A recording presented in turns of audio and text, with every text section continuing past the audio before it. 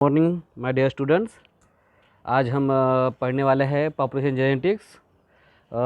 सबसे पहले तो जेनेटिक्स और पॉपुलेशन ये एक जो कॉम्बिनेशन है, ये कॉम्बिनेशन दो अलग अलग फील्ड का है, क्योंकि पॉपुलेशन एक अलग फील्ड है और पॉपुलेशन बायोलॉजी, और जेनेटिक्स अलग फील्ड है जो बायोलॉजी की। अगर दोनों फील्ड मिला दिया जाए तो बनता है पॉपुलेशन जेनेटिक्स। अब पॉपुलेशन जेनेटिक्स हम क्यों पढ़ना चाहिए या इसका हमें फ़ायदा क्या है, क्योंकि ये एक्चुअली ये एक ब्रांच है बायोलॉजी की, पॉपुलेशन जेनेटिक्स।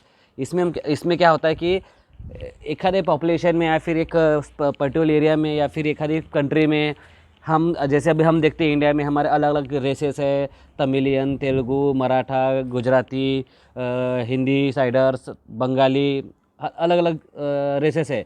तो ये लेकिन पॉपुलेशन एक ही है इंडिया की। फिर भी इंडिया की पॉपुलेशन में ये सारे अलग अलग रेस है, इन सबका अलग अलग जीन्स अलग है, इन सबका जीन अलग है, इन सबका जीन पूल अलग है। तो हम पॉपुलर जेटी में यही पढ़ते हैं कि ये जीन्स आते कहाँ से है, जीन्स एक दूसरे में जाते कैसे हैं। मतलब आप एक सिंपल टर्म में देखा जाए तो हमने डार्विन की नेचुरल सिलेक्शन थ्योरी पढ़ी है। नेचुरल सिलेक्शन थ्योरी डार्विन की जो पॉपुलेशन के बारे में दी थी उसने, कि जब पॉपुलेशन में चेंजेस कैसे होते हैं, पॉपुलेशन कैसे ग्रो होता है, पॉपुलेशन में कौन सर्वाइव हो सकता है, नेचर कौन से पॉपुलेशन को फिक्स करता है, कौन से पॉपुलेशन को रिजेक्ट कर देता है या डिस्ट्रॉय कर देता है, ये सारी बातें हम डार्विन ने पढ़ चुके हैं नेचुरल सिलेक्शन थ्योरी में। जब डार्विनियन जो थ्योरी है और जेनेटिक्स है, specifically Mendelian genetics, okay, basic genetics, not applied genetics, okay. तो ये जो मेंडल जेनेटिक्स है और जो हमारा डार्विनियन थ्योरी है, इन दोनों कॉम्बिनेशन मतलब पॉपुलर जेनेटिक्स। अगर एक सिंपल वर्ड में कहा जाए तो दोनों का कॉम्बिनेशन, मतलब दोनों को एक दूसरे के साथ मिलकर हम जो पढ़ेंगे, मतलब हम अप्लाई करेंगे मेंडेलियन जेनेटिक्स इन पॉपुलेशन कि एक हरा जीन कैसे ट्रांसफ़र होता है, उसका रेशियो कितना होता है, वो डोमिनेंट है पॉपुलेशन में या नहीं। ये जैसे हम कह सकते हैं कि हमारे इंडिया की पॉपुलेशन जब स्टार्टिंग में थी तो ब्लैक पीपल ज़्यादा थे, वाइट पीपल कम थे। इसका मतलब ब्लैक इज़ डोमिनेंट जीन।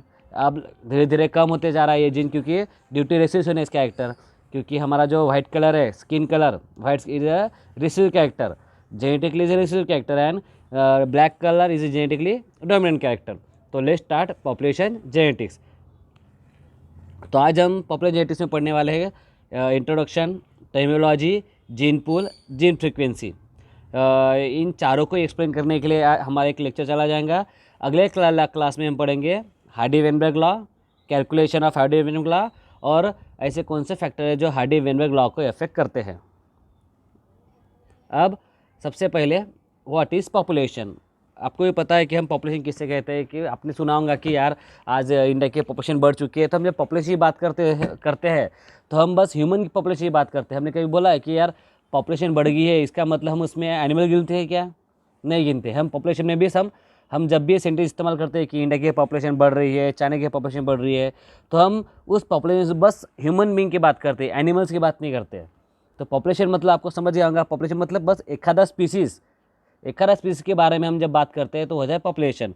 तो population is a group of individuals, मतलब एक ऐसे ग्रुप, सेम स्पीसीज का ग्रुप जो एक दूसरे में इंटरब्रीडिंग कर सकता है और एक फर्टाइल ऑफस्प्रिंग दे सकता है। फर्टाइल ऑफस्प्रिंग मतलब एक उनकी नेक्स्ट जनरेशन में जो भी पैदा होगा वो फर्टाइल होगा, ओके। अगर सिंपल वर्ड में कहा जाए तो पॉपुलेशन मतलब एक समूह है एखादे पर्टिकुलर स्पीसीज़ का। वो स्पीसीज चाहे ह्यूमन बीइंग भी हो सकती है, वो घोड़ा भी हो सकता है, गधा भी हो सकता है, चींटियाँ हो सकती है, या फिर हाथी हो सकते हैं, या शेर भी हो सकता है, या फिर हमारे पेड़ हो सकते हैं, ओके। मतलब पेड़ का पॉपुलेशन, मतलब आप अगर कहेंगे कि पॉपुलेशन मतलब एक आधा इंडिविजुअल जो एक दूसरे से इंटरब्रीड हो सकते हैं, और उनके इंटर होने के बाद उनका जो नेक्स्ट जनरेशन होगा वो फर्टाइल होगा। और उसका एक स्पेसिफिक कॉमन एग्जांपल देते हैं कि आपने खच्चर देखा होगा, म्यूल। खच्चर is a combination of two races, two genetic different individuals. एक है गधा और एक है घोड़ा, दोनों का कॉम्बिनेशन जो बनता है वो खच्चर बनता है। लेकिन वो खच्चर स्टेराइल होता है, वो आगे जाके खुद के उसका अगर खच्चर और खच्चर में अगर हमने रिप्रोडक्शन करवाया, क्रॉसिंग करवाया, तो उसका फर्टाइल बेबी नहीं हो सकता है, बराबर है। लेकिन गधे में क्या, तो फर्टाइल बेबी हो सकता है, क्योंकि वो एक पॉपुलेशन है। गधा और घोड़ा अलग अलग पॉपुलेशन है, घोड़ा अलग है, गधा अलग है, क्योंकि गधा अलग स्पीसीज़ है, घोड़ा अलग स्पीसीज़ है, ह्यूमन बीइंग अलग स्पीसीज़ है, और शेर अलग स्पीसीज़ है। स्पीसीज़ मतलब ऐसी जेनेटिक ऐसा इंडिविजुअल जो एक दूसरे से इंटरब्रीड हो सके और एक फर्टाइल जनरेशन, एक फर्टाइल ऑस्प्रिंग, ऑस्प्रिंग उसे कहेंगे एक प्रजनन, या हमारी जो नई संतान होंगी उनकी संतानें जो होंगी वो फर्टाइल होंगी, उनके संतान या उनके जो बच्चे होंगे वो फर्टाइल होंगे। ऐसा रहा तो अभी हम उसे क्या कहेंगे, पॉपुलेशन कहेंगे। अब नेक्स्ट हम जो कहा थी पॉपुलेशन जेनेटिक्स, इंट्रोडक्शन में हम बस आज इतने ये दो टॉपिक ले रहे हैं, पॉपुलेशन और पॉपुलेशन जेनेटिक्स। अब आपको मैंने स्टार्टिंग में कहा कि पॉपुलेशन जेनेटिक्स मतलब क्या। पॉपुलेशन जेनेटिक्स मतलब is a field of biology that studies genetic composition of biological population and the changes in genetic composition that result from the operation of various factors including natural selection।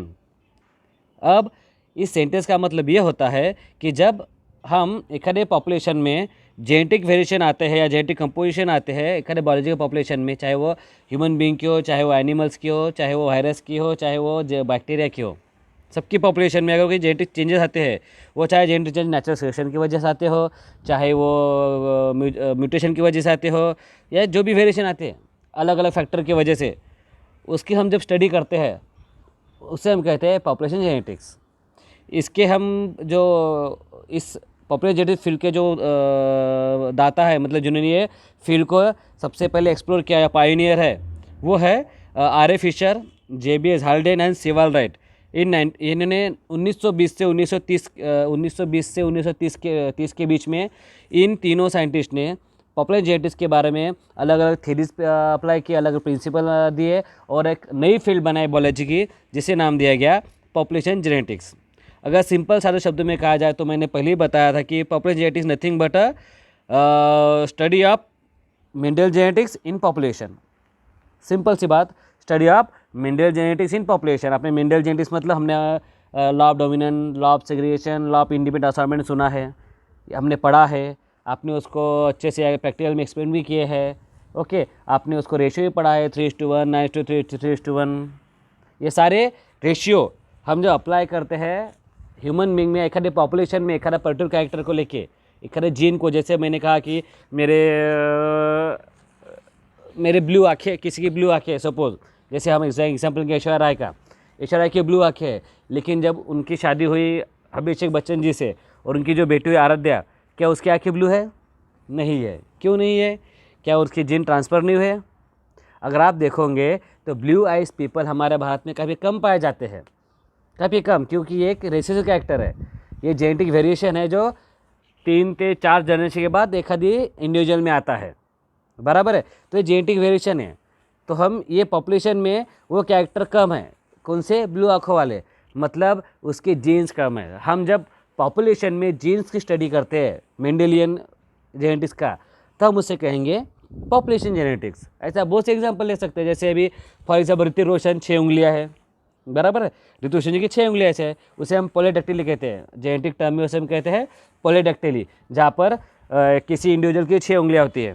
अब 6 उंगलियाँ ऋतिक रोशन की है, उनकी Mrs Sujan Khan, उनके 2 बच्चे हैं। Okay, अब दोनों बच्चे की उंगलियाँ 6 नहीं है, 5 ही है, मतलब उनके हर हैंड में 5 उंगलियाँ है, 6 उंगलियाँ नहीं है। क्यों नहीं है? क्या उनके जीन्स ट्रांसफ़र नहीं हुए हैं? लेकिन मैंने फिर से कहा था कि जेनेटिक वेरिएशन, जेनेटिक चेंजेस होता है, क्यों? ये कैरेक्टर रेसिसिव कैरेक्टर है, ये कैरेक्टर रेसिसिव कैरेक्टर है जो 3-4 जनरेशन के बाद एक बार आता है। हमने रेशियो देखा है 3:1 मेंडल में, रेसिसिव एंड डोमिनेंट का रेशियो, डोमिनेंट 3:1 आता है, मतलब पहले जो इंडिविजुअल होंगे वो डोमिनेंट होंगे, उसमें एक आधा इंडिविजुअल रेसिसिव हो सकता है।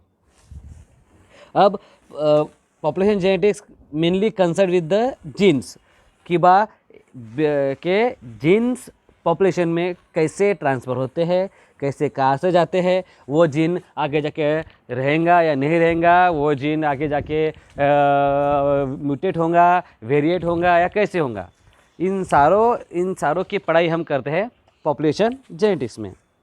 अब टर्मिनोलॉजीज, मतलब हम जब भी कोई टॉपिक या कोई भी चैप्टर हम जब पढ़ने जाते हैं तो हम हमेशा मैं कहता हूँ कि पहले उसके बेसिक टर्म्स या उसके बैकग्राउंड पढ़ना ज़रूरी है। अगर आप सीधे से टॉपिक पे जाओगे और बाद में बच्चों को एक्सप्लेन करोगे या स्टूडेंट को एक्सप्लेन करोगे वो एक आधा सेंटेंस या एक आधा टॉपिक का नाम, तो वो उसे याद नहीं रह पाएगा। इसलिए हम जब भी कोई भी टॉपिक पढ़ते हैं तो सबसे पहले उस टॉपिक के अंदर जो मेन वर्ड्स है या फिर जो मेन टर्मिनोलॉजीज है जो हम आगे जाके इस्तेमाल करने वाले हैं उस चैप्टर में, तो ऐसे चैप्टर में हम ऐसे चैप्टर के टर्मिनोलॉजी हम पहले ही बच्चों को एक्सप्लेन कर देना चाहिए, स्टूडेंट को एक्सप्लेन कर देना चाहिए कि उनका मीनिंग क्या होता है, ताकि आगे जाके वो कंफ्यूज ना हो। टीचर बाद में भी एक्सप्लेन करेंगे आपको, लेकिन उसके पहले अगर आपको बैकग्राउंड पता चल गया उस टर्मिनोलॉजीज़ का तो आपके लिए बेटर है। तो सबसे पहला हमारा जो आगे जाके हमारे इसमें वर्ड आने वाला है वो है जीन पूल। जीन पूल आपने देखा होगा, स्विमिंग पूल नाम सुना होगा। स्विमिंग पूल, पूल मतलब एक छोटी सी जगह जहाँ पे एखादा इंडिविजुअल या एखादी थिंग्स या फिर कुछ चीज़ें एक जगह जमा हो जाएंगी छोटे से, इनमें हम उसे कहेंगे स्विमिंग, उसे कहेंगे पूल। पूल नती जैसे आपने वो पूल गेम देखा होगा, आपको पता है टेबल के ऊपर बहुत सारे बॉल्स होते हैं, एक लंबी लकड़ी होती है, फिर उसे हम टेबल पे मारते हैं बॉल्स को। तो वो जो बॉल वहाँ पे बहुत सारे बॉल्स है और टेबल है, एक छोटी जगह में बहुत सारे बॉल्स है, ओके, हम उसे कहेंगे पूल। पूल मतलब एक छोटी जगह में बहुत सारे इंडिविजुअल का एक जगह आना, बराबर है। मतलब एक ही जगह पे वो जगह ये नहीं होनी चाहिए, मतलब अलग अलग नहीं होना, जगह एक ही होनी चाहिए, चाहे वो तालाब हो, चाहे वो स्विमिंग पूल हो, बराबर है, चाहे वो टेबल पूल हो।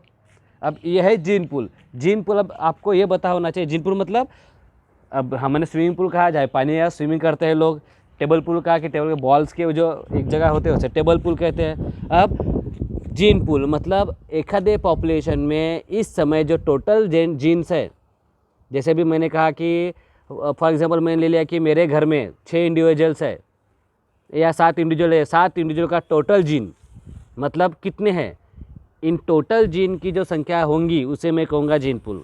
या फिर मैंने कहा कि जैसे मैं वर्रा में रहता हूँ तो वर्रा के टोटल पॉपुलेशन में इन टोटल इंडिविजुअल की जीन्स कितने हैं, और वो जीन का टोटल जो मैं कहूँगा, सम कहूँगा, मैं सबकी बेरीज करूँगा, तो वो जो संख्या आएंगी हम उसे कहेंगे जीन पूल। या फिर हम उस टर्म को कहेंगे जीन पूल, मतलब एखादे स्पेसिफिक एरिया में, एखादे स्पेसिफिक पॉपुलेशन में उन पॉपुलेशन का टोटल जीन कितना है, उन टोटल जीन को हमें कंबाइन वर्ड देते हैं जीन पूल, ओके। बाद में फिनोटाइप, या आपने फिनोटाइप वर्ड सुना होगा मेंडेलियन जेनेटिक्स में। फिनोटाइप मतलब जो भी कैरेक्टर जीन एक्सप्रेस करता है बाहर से, मतलब जैसे मैंने कहा कि ब्लू आइज़ ये हो गया फिनोटाइपिक, मतलब फिजिकल अपीयरेंस, और ब्लू आइज़ को जो कंट्रोल करने वाला जीन हो गया उसे कहेंगे हम जीनोटाइप। You got it. मतलब देखो जीन बेसिक, अगर हम जेनेटिक लेवल पे जाएंगे हम उसे कहेंगे जीनोटाइप, और हम जब फिजिकल अपीयरेंस पे जाएंगे, जैसे मैंने कहा 6 उंगलियाँ ये हो गया फिजिकल अपीयरेंस, 6 उंगली, तो ये हो गया फिनोटाइप, उसके हमें बाहर से दिख पड़ता है, लेकिन इस फिनोटाइप को कंट्रोल करने वाले जो जीन है वो हमें दिख नहीं पड़ते।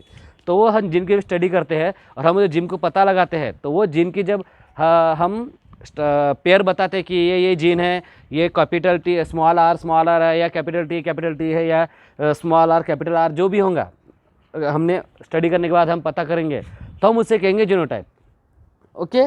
देखो हमने एक साथ 2 टर्म एक्सप्लेन कर दिए, फिनोटाइप और जीनोटाइप, क्योंकि दोनों एक दूसरे रिलेटेड है। मतलब जीन कंट्रोल करता है फिनोटाइप को, ये ज़रूरी नहीं है कि जीनोटाइप सेम हो तो फिनोटाइप सेम होगा, क्योंकि बहुत से बार मैंने कहा कि कुछ फिनोटाइप के कैरेक्टर ऐसे होते हैं जो इन्वायरमेंट कंट्रोल करते हैं, जीन सेम होते हैं। जैसे फॉर एग्जांपल हम कहेंगे कि जैसे स्किन कलर, अगर मैं कभी आप वेस्ट इंडीज़ में जाओगे या गर्म जगह जाओगे तो वहाँ पे आपकी स्किन कलर ब्लैक होती है, लेकिन आप जब टुंड्रा प्रदेश, अंटार्कटिका, आर्टिक या हिली रीजन में रहेंगे तो आप वहाँ के लोग देखो तो वहाँ के लोग के जीन, वहाँ के लोग गोरे होते हैं। क्यों? क्योंकि वहाँ पे टेम्परेचर कम होता है तो उनकी स्किन कलर वाइट होती है, क्यों? क्योंकि उनके जीन हमारे सेम है, लेकिन उनके एनवायरमेंटल कंडीशन डिफरेंट है, बराबर है।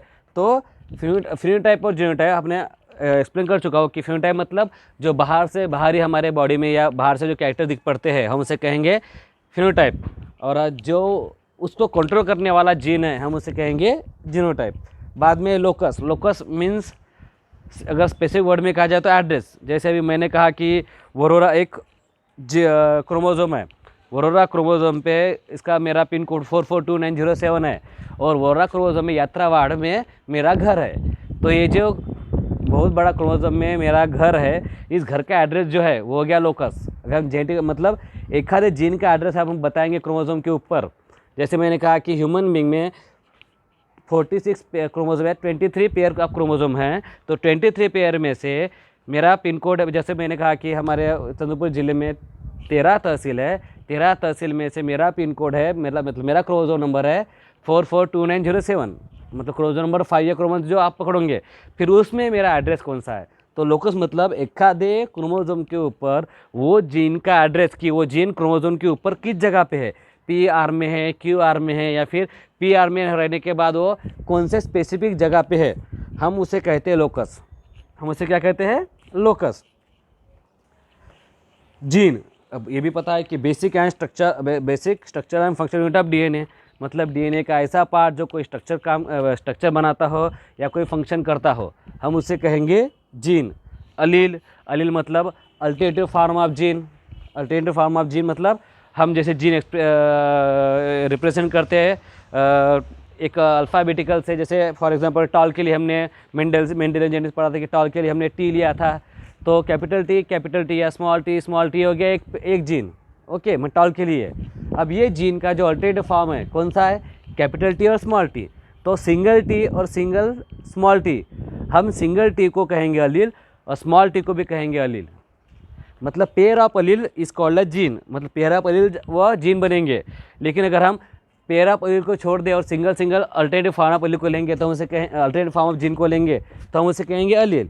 मतलब जैसे ग्रीन के लिए हमने कैपिटल जी कैपिटल जी लिया था, स्मॉल जी लिया था, तो कैपिटल जी जो हो गया और स्मॉल जी हो गया, ये दो अलील हो गए। ओके, तो हम इसे कहेंगे अलील। अलील मतलब अल्टरनेटिव फॉर्म ऑफ जीन, मतलब जीन में हम रिप्रेजेंट करने के लिए जो दो सिंबॉलिक वर्ड इस्तेमाल करते हैं, वो दो सिंबॉलिक वर्ड में से हम एक सिंबॉलिक वर्ड को हम कहते हैं अलील। अब कहते हैं जीन फ्रीक्वेंसी।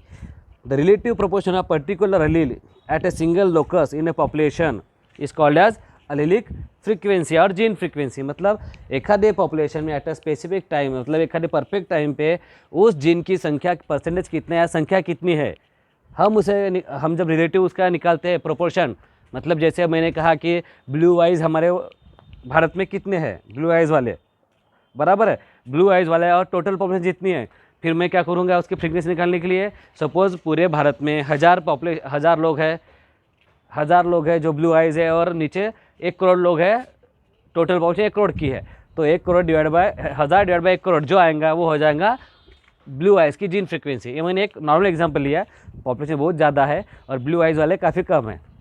ओके, फिर है जीनोटाइप फ्रीक्वेंसी। अब हमने जीन फ्रीक्वेंसी निकाल लिए, उसके बाद में जीनोटाइप फ्रीक्वेंसी निकालेंगे कि कैपिटल है, स्मॉल है, मतलब होमोजाइगोट कितने हैं, हेटेरोजाइगोट कितने हैं, या फिर होमोजाइगोट डोमिनेंट कितने हैं, होमोजाइगोट रिसेसिव कितने हैं। हम जब ये निकालते हैं तो उसे कहते हैं जीनोटाइप फ्रीक्वेंसी। समझ गए? एक बार हमने जीन फ्रीक्वेंसी निकाल लिया कि ब्लू आइज़ वाले इतने हैं और ब्लैक आइज़ वाले इतने हैं, उसके बाद अगर हम वो उसका जीन निकालेंगे, जीन स्ट्रक्चर कि कैपिटल है, स्मॉल है, कैपिटल है और स्मॉल है, हेटेरोजाइगोट कितने हैं, हम जब इनका जो कैलकुलेशन करते हैं तो इसे कहा जाता है जीनोटाइप फ्रीक्वेंसी। जीन पूल, ये जो वर्ड दिया गया था ये सबसे पहले दिया था अलेक्जेंडर सेरेब्रोस्की ने, और फिर वहाँ से ये वर्ड यूएसए में ट्रांसलेट हुआ, जिसका नाम था, साइंटिस्ट का नाम था थियोडोसियस डोब्झेन्स्की, जिसने फिर यूएसए में इसको काफ़ी पॉपुलर किया इस वर्ड को, जीन पूल को।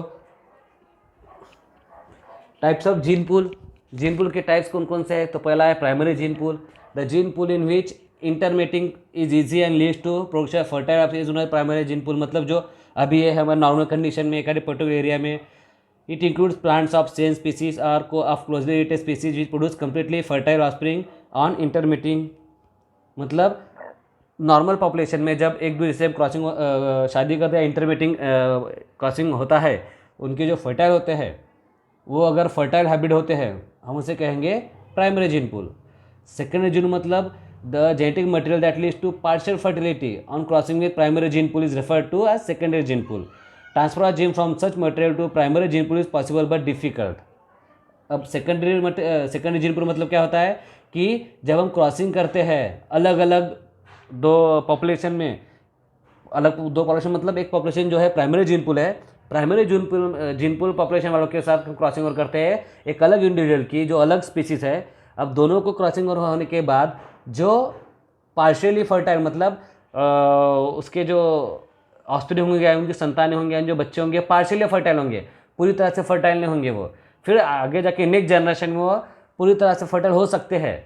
मतलब एक आधी जनरेशन मॉडिफाई होने के लिए, जैसे हमने कहा कि अंग्रेज़ लोग और हमारे इंडियन लोग सब दोनों की शादी हुई, दो अलग अलग रेसेस है, दोनों की शादी हुई। तो हम ये ब्रिटिश हो गए प्राइमरी जीन पूल उनके एरिया में, और हम इंडियन लोग हैं प्राइमरी जीन पूल हमारे एरिया में। जब दोनों के में से किसी इंडिविजुअल का क्रॉसिंग ओवर होता है तो उनकी जो नेक्स्ट जनरेशन बनेंगी, बाद में उनकी संख्या जो आगे बढ़ेंगी, जैसे हमारे एंग्लो इंडियंस है हमारे इंडिया में, तो एंग्लो इंडियंस हम एक बेस्ट एग्जांपल है सेकेंडरी जीन पूल का। ओके, एंग्लो इंडियंस मतलब ऐसे इंडियन जो रह चुके, जो अंग्रेज काल से हमारे भारत में रह चुके हैं और ब्रिटिश वापस नहीं गए, उनको हम कहते हैं एंग्लो इंडियंस।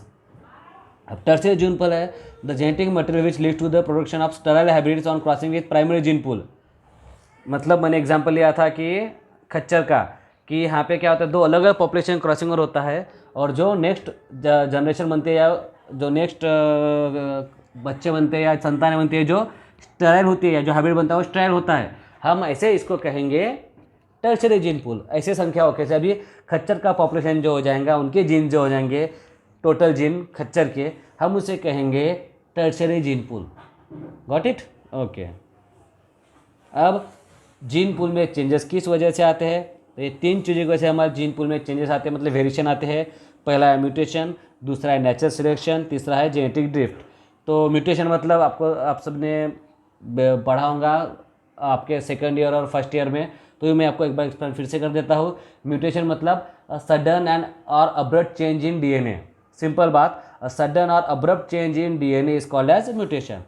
अचानक या फिर किसी और तरीके से चेंजेस आएंगे डीएनए में, या डीएनए सीक्वेंस में, या डीएनए कंपोजिशन में, हम उसे कहेंगे म्यूटेशन। अभी डीएनए में चेंजेस आते हैं दो तरीके से, एक है नेचुरल और दूसरा है फिजिकल, या कुछ फिजिकल केमिकल, इनको अलग अलग चीज़ों की वजह से। नेचुरल मतलब हमारे बॉडी में आपो आप कुछ ना कुछ, जैसे हमारे बॉडी एक मशीन है, मशीन में हम जब भी कहते हैं कि जब मशीन कोई काम करती है तो मशीन में 0.1%, 0.2% एरर आता ही है, मतलब एक ना एक डिफ़ॉल्ट चीज़ें बन ही जाती है। तो उसी तरह से हमारे बॉडी में भी जब हमारी बॉडी काम करती है तो हमारा डीएनए म्यूटेशन हो जाता है, तो कभी कोई रिपेयर नहीं हो पाता है, तो रिपेयर नहीं होने के बाद जो चेंजेस हो जाते हैं वो वैसे ही रह जाए। जैसे एग्जाम्पल लिया थैलेसेमिया, ये एक बीमारी है, या फिर सिकल सेल एनीमिया एक म्यूटेशन के बेस्ट एग्जाम्पल है। ये किसी ने खुद करवाया नहीं है, हमारे बॉडी में खुद होते हैं, नॉर्मली हो जाता है। यह लाखों लोगों में, एक दो लोगों में आ जाता है ये म्यूटेशन, ये नॉर्मल मैकेनिज्म है, क्योंकि हमारी बॉडी एक मशीन है जो कंटिन्यूस काम करती है, और कभी ना कभी हमारे बॉडी या हमारी में से एक ना एक एरर होता है। लेकिन परसेंटेज ऑफ एरर हमारे बॉडी काफ़ी कम है as compare to other machines in the world. मतलब आप कंप्यूटर से गलती हो सकती है, लेकिन हमारे बॉडी की गलती और हमारे कंप्यूटर की गलती परसेंटेज में काफ़ी फ़र्क है।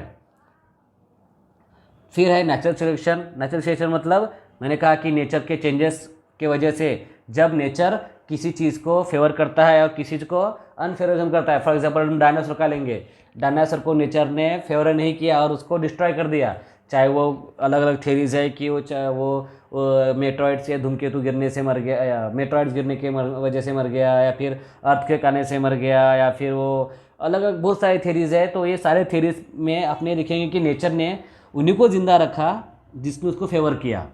अभी नेचुरल सिलेक्शन थ्योरी डार्विन ने दी है। ओके, चार्ल्स डार्विन दी थी, उन्होंने कहा था कि नेचर में struggle of the fittest, survival of the fittest, struggle for existence, ये और नेचुरल सिलेक्शन, ये कुछ उन्होंने एक्सप्लेन किया था। मतलब जो नेचर के साथ चेंज के साथ रह सकता है, हम वही इस दुनिया में सर्वाइव हो सकता है। मतलब अगर अभी जैसे भी टेम्परेचर चेंज हो रहा है, कभी भी बारिश आती है, कभी भी धूप आ जाती है। अब बारिश का कभी अब स्पेशल बरसात नाम का सीज़न रहा ही नहीं, अब बरसात कभी भी आ जाती है। क्यों? क्योंकि नेचर ने अपने आप को चेंज किया। नेचर ने चेंज किया तो आपको भी चेंज होना चाहिए। अगर आप चेंज नहीं होंगे तो आप एक्सटिंक्ट हो जाओगे, क्योंकि आपने वेरिएशन नहीं लाया अपने बॉडी के अंदर। नेचुरल सिलेक्शन थ्योरी क्या कहती है कि नेचर सिलेक्ट करता है किसे रहना है, किसे नहीं रहना है। मतलब किस इंडिविजुअल को या किस स्पीसीज को जिंदा रहना है और किस स्पीसीज को मर जाना है। अगर आप ऐसे नहीं रहोगे तो आप खुद होके मर जाओगे, क्योंकि नेचर आपको मार देगा। फॉर एग्जांपल जैसे मैंने कहा कि अभी कोरोना वायरस का ले लीजिए अब एग्जांपल आप, हमने नेचर के साथ खिलवाड़ किया, क्यों? क्योंकि नेचर में हर किसी की एक चेन होती है, फूड चेन होती है। फूड चेन कैसी होती है कि जानवर को खाता है, मतलब शेर एक फॉक्स को खाएगा, फॉक्स रैबिट को खाएगा, या रैबिट घास खाएगा। हमने उस चेन को तोड़ दिया कहीं, तो भी हम नेचर को डिस्टर्ब कर दिया। हमने उस फूड चेन के अंदर हम खुद घुस गए और हम कुछ भी खाने लगे। इसकी वजह से क्या हो गया, नेचर ने हमें कंट्रोल कर लिया। कैसे कंट्रोल कर लिया? उन्होंने जो वायरस इनएक्टिव था वो वायरस एक्टिवेट हो गया। क्यों? क्योंकि हमने नेचर के साथ खिलवाड़ किया, नेचर के जो बेसिक प्रिंसिपल्स है, फूड चेन है, फूड वेव है, उसको डिस्ट्रॉय कर दिया। इसकी वजह से क्या हुआ कि नेचर ने अब ऐसे जीन्स म्यूटेट कर दिए, ऐसे जीन वेरिएशन कर दिए कि जो अब हमें कंट्रोल नहीं हो पा रहा है। वायरस म्यूटेट हो गया है और वायरस हमें आके इन्फेक्ट कर रहा है। अब हम घर में बैठे हैं, मास्क लाए घूमते हैं, बहुत से लोग मर चुके हैं। अब हम बस यही कह सकते हैं कि इस पेंडेमिक से, कोरोना से हम ये सीखना चाहिए कि हमने नेचर के साथ खिलवाड़ नहीं करना चाहिए। एनिमल्स की ज़िंदगी जीने दे। हम जो पालते हैं या फिर हम जिनको डोमेस्टिकेट किया है, वाइल्ड को वाइल्ड रहने दे, पालतू एनिमल्स या पालतू जानवर को पालतू रहने दे। इन दोनों के साथ खिलवाड़ ना करें। हम वाइल्ड में जाके वाइल्ड एनिमल्स खाने लगे तो हो सकता है कि वाइल्ड की बीमारियां हमारे घर में आ जाएंगी, तो हमारे घर में आने के बाद फिर सारी दुनिया में पसर जाएंगी। ऐसे बहुत से एग्जांपल है, स्वाइन फ्लू है, इबोला वायरस का एग्जांपल है, कोरोना वायरस का एग्जांपल है। ओके, तो नेचर सिलेक्ट करता है, तो इसकी वजह, नेचर सिलेक्शन की वजह से भी जीन चेंजेस होते हैं जीन में। बराबर, कैसे चेंजेस होते हैं? जैसे मैंने फॉर एग्जांपल कहा कि पहले 15-20 साल पहले अगर हम देखेंगे तो लोग दूध काफ़ी कम पीते थे। 15-20 नहीं, हम 50 साल पहले जाएंगे। 50 साल पहले लोग दूध बस बचपन में पीते थे। एक बार वो खाना स्टार्ट कर दिए तो दूध फिर ज़िंदगी भर पीते नहीं थे। फिर दूध के अलग अलग पदार्थ खाते थे। वो कौन कौन से पदार्थ खाते थे? दही खाते थे, पनीर खाते थे। तो आपने देखा होगा कि जो पुराने लोग हैं उनको दूध पीने से एलर्जी होती है या फिर उनको दूध पचता नहीं है। वो कहते हैं हमें दूध पिए तो उल्टा ऐसा लगता है। ये इसे कहता है लैक्टोज इंटॉलरेंस। ये एक genetic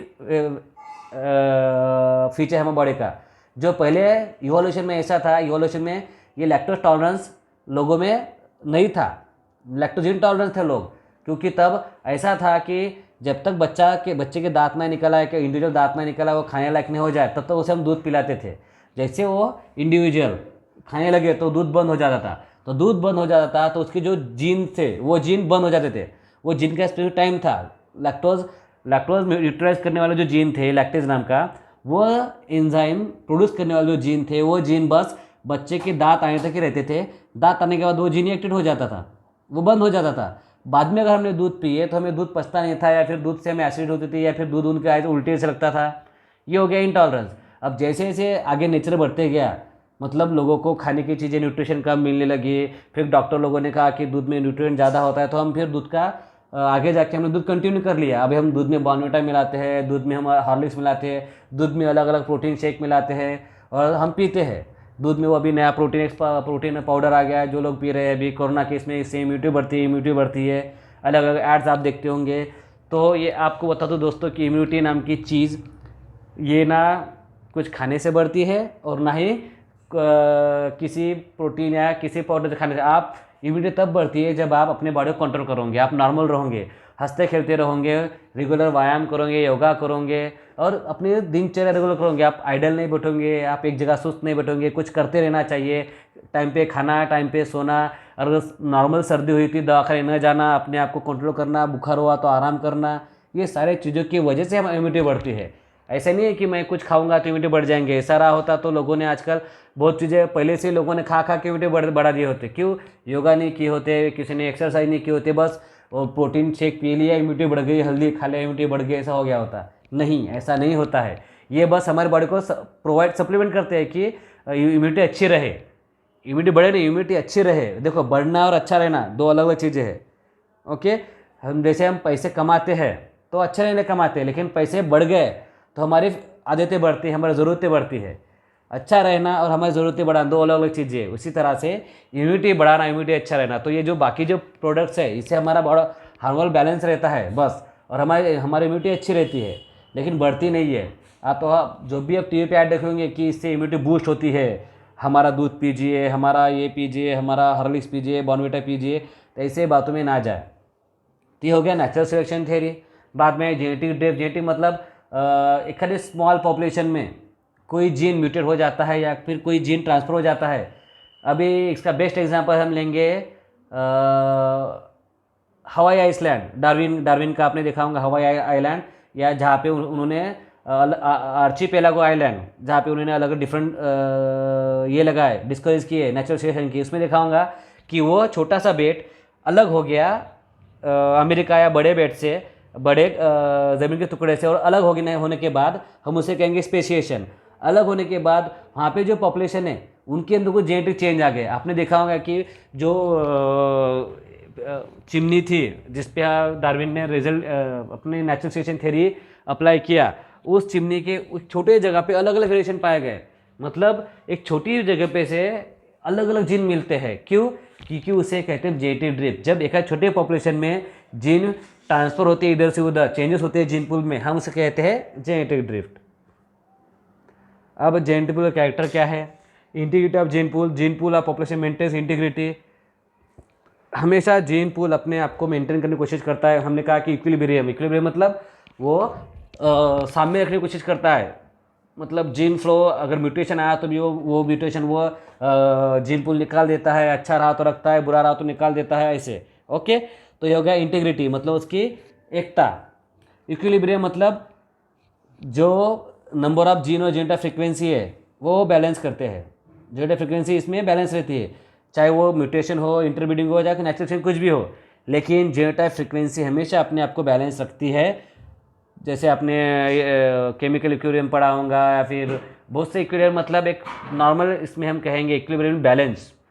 equilibrium in balance, positive negative दोनों का साथ में रखना, मतलब बैलेंस। ओके, तो ये बैलेंस जो है जीन्स का एक पॉपुलेशन में या एक जीन पूल में, जीन के बैलेंस मतलब जीन की संख्या मेंटेन रखना, जीन का रेशियो कि जैसे 3:1 रेशियो, 9:3:1 रेशियो, ये जो रहेगा वो हमेशा रेशियो सेम ही रहेगा, वो अपने आप आगे बढ़ते जाएगा। और जैसे पॉपुलेशन बढ़ते जाएंगे लेकिन रेशियो सेम ही रहेगा, तो उसे हम कहेंगे इक्विलिब्रियम। अब fluctuation in gene pool size में क्यों होता है? The size of gene pool depends on number of genes in the individual carrying this genes. The gene pool becomes large. हमारा जीन पूल लार्ज कब होता है? जब कोई बाहर से हमारे, जैसे फॉर एग्जाम्पल वर्रा का जीन पूल लिया, वर्रा का जीन पूल लिया जहाँ मैं रहता हूँ, कोई बाहर से आ गए लोग, यूपी से, बिहार से, तमिलनाडु से, कर्नाटका से, गुजरात से, जो लोग बाहर से आएंगे और हमारे वर्रा में आके रह गए, वो हमारे वर्रा के पॉपुलेशन में आ गए, उन्हें आधार कार्ड निकाल लिया, उन्हें सब कुछ निकाल लिया, उन्हें घर बांध लिया, तो अब वो जीन हमारे वर्रा के जीन में ऐड हो गए, तो हमारा जीन पूल बढ़ गया। पहले हमारे वर्रा में जीन पूल था सपोज 1,00,000, अभी 10 लोग आ गए, 10 लोग में जो जीन होंगे उन जीन उसमें बढ़ गए, तो हो जाता है साइज़ में, हमारे वर्रा के साइज़ में, जीन पूल के साइज़ में बढ़ोतरी हो गई। अब कुछ जीन पूल कम भी होते हैं, कैसे कि सपोज हमारे वर्रा के बहुत कुछ लोग पढ़ लिख के अच्छे अमीर बन गए, या फिर कोई अमेरिका चला गया, कोई पुणे चला गया, कोई मुंबई चला गया, या अलग अलग जगह जाके स्थायिक हो गए, तो वो वर्रा छोड़ के चले गए, मतलब प्रॉपर वर्रा के थे, उनका प्रॉपर जीन पूल वर्रा का था, लेकिन अभी जाके वो बच चुके हैं America, England, New Zealand, Pune, Mumbai, Nagpur, अलग जगह पे, तो वहाँ पे जाके बच गए, तो वो वहाँ पे ऐड हो गए, मतलब हमारे वर्रा में वो माइनस हो गए। तो माइग्रेशन से हमारे जीन पूल की संख्या कम होती है और जीन बाहर से आने से ऐड बढ़ जाती है। Gene frequency is the measure of relative frequency of an allele और जेनेटिक लोकस इन पॉपुलेशन। पहली कहा था कि एखादे जीन की पॉपुलेशन के साथ हम जब रिलेटिव परसेंटेज निकालते हैं, परसेंटेज, हमने एग्जांपल दिया कि ब्लू आइज और टोटल पॉपुलेशन एग्जांपल भी दिया था, तो हम इसे कहेंगे जीन फ्रीक्वेंसी। इसका एग्जांपल है, इसका फार्मूला है अलील फ्रीक्वेंसी और जीन फ्रीक्वेंसी का, number of specific type of allele या specific type of gene divided by total number of allele in a population और total number of gene in a population. देखो, gene frequency और gene type frequency, these are two difference. Gene frequency को हम अलील frequency भी कह सकते हैं। Okay, दो हमारे हैं, डोमिनेंट अलील एंड रिसेसिव अलील। अब allele frequency in a gene pool determine the genetic changes for a population. Composition of a gene pool may changes over time due to certain factors. If no change in allele frequency from one generation to next generation the gene pool is consider as static. मतलब allele frequency हमें बताता है कि gene में जो हमारे gene population में हमारे पॉपुलेशन जेनेटिक चेंज हुआ है कि नहीं हुआ है। हमारे पॉपुलेशन में जीन फ्रिक्वेंसी चेंज होती रहती है कुछ फैक्टर की वजह से, जैसे मैंने कहा था addition, migration, natural selection, genetic drift, ETC, mutation. अब अगर कोई चेंज नहीं होता होंगे हमारे पॉपुलेशन में जेनेटिक्स का, तो हम ऐसे पॉपुलेशन कहेंगे स्टैटिक पॉपुलेशन, या हम इसे कहेंगे जेनेटिक इक्विलिब्रियम। अब इसके आगे हम पढ़ने वाले हैं हार्डी-वेइनबर्ग इक्विलिब्रियम और हार्डी-वेइनबर्ग इक्वेशन, वो हम पढ़ेंगे नेक्स्ट चैप्टर में। अगर आपको इस चैप्टर के बारे में कोई भी सवाल हो तो मेरे आप यूट्यूब चैनल के ऊपर नीचे कमेंट में लिखिए, या मेरे व्हाट्सएप ग्रुप पर आप हम पर्सनली चैटिंग कर सकते हैं। और आप इसको अच्छे से पढ़िएगा मेरे प्यारे विद्यार्थियों, और अच्छे से याद रखने के बाद मैं इस पर एक टेस्ट लूँगा, क्योंकि काफ़ी इंपॉर्टेंट टॉपिक है। अगर आप आगे एमएससी करोगे या फिर रिसर्च में जाओगे या फिर किसी अलग अलग फील्ड में जा सकते हो, तब भी जाओगे तो आपको जेनेटिक्स हर जगह काम में आएगा। तो जेनेटिक्स आप अपने ज़िंदगी में अप्लाई कर सकते हो, आप अपने आसपास में एटमॉस में अप्लाई कर सकते हो। आप देख सकते हो कि छः उंगली वाले कितने हैं, सिकल सेल वाले कितने हैं, थैलेसीमिया कितने हैं, ब्लू आइज कितने हैं, गोरे वाले कितने हैं, काले वाले कितने हैं। ये सारे जेनेटिक वेरिएशन पॉपुलेशन में खुद पढ़ सकते हो और उनका रेशियो निकाल सकते हो। आपको पता चलेगा कि जीन पूल हमेशा चेंज होते रहता है एक जगह से दूसरी जगह पे। ओके, मतलब ज़रूरी नहीं है कि वर्रा का जीन पूल और नागपुर का जीन पूल सेम हो। हमारा जीन पूल अलग हो सकता है नागपुर के जीन पूल से या पुणे के जीन पूल से, बराबर है। तो ये जब आप अप्लाई करोगे जब कोई भी चीज़ पढ़ते हो, चाहे कुछ भी पढ़ो, जब आप खुद उसको अप्लाई करोगे अपनी ज़िंदगी में, डेली ज़िंदगी में, तो आप वो चैप्टर भूलेंगे नहीं। जैसे फॉर एग्जाम्पल मैंने कहा कि जैसे पिक्चर देख रहा हूँ, पिक्चर देखते देखते मैंने देख लिया, अरे यार यहाँ पे ये पॉपुलेशन ज़्यादा हो गई है, वो पॉपुलेशन कम हो गई है, इसमें म्यूटेशन हुआ है इसलिए वो स्पाइडरमैन बन गया है। ऐसे हम जब बातें करते हैं ग्रुप बना के दोस्तों के साथ, नॉर्मल चीज़ों में हम जब साइंटिफिक वर्ड्स हम इस्तेमाल करते हैं घर में बैठे या दोस्तों के साथ, जैसे अब मैं खाना खा रहा हूँ और खाते खाते मैंने बोल दिया अब मैंने लैक्टोज अब जैसे मैंने दूध पिया तो मेरे को आपने लैक्टोज पिया है, अब मुझे लैक्टोज इंटॉलरेंस नहीं है, मैं नए जनरेशन का हूँ, मुझ में लैक्टोज टॉलरेंस है, मेरे अंदर जीन है जो लैक्टेज नाम का एंजाइम बनाते हैं, वो लैक्टोज पचाते हैं, इसलिए मैं दूध पचा सकता हूँ। हम जब ऐसी बातें करेंगे, हम जब ऐसी चीज़ों से हमारे डेली ज़िंदगी में अप्लाई करेंगे, तो ही हम आगे बढ़ सकते हैं। क्योंकि हमेशा याद रखो दोस्तों, हमें लॉजिक से काम करना है, मैजिक से नहीं। अगर आज हमारे देश की शोकांतिका है कि हमारे देश में आज लोग लॉजिक पे ज़्यादा भरोसा नहीं करते, मैजिक पे करते हैं। इसलिए हमारे देश में साइंटिस्ट के नाम लोगों को पता नहीं है, लेकिन बाबा के नाम ज़रूर पता है। क्यों? क्योंकि हम आज भी कॉमन सेंस इस्तेमाल नहीं करते हैं, लॉजिक इस्तेमाल नहीं करते हैं। भले ही इसका नाम कॉमन सेंस हो, लेकिन ये कॉमन सेंस काफ़ी लोगों में अनकॉमन है, वो हमें मिलता ही नहीं है। हमारे टोटल पॉपुलेशन में बस 10 से 5% लोगों का कॉमन सेंस है, बाकी का कॉमन सेंस नहीं है।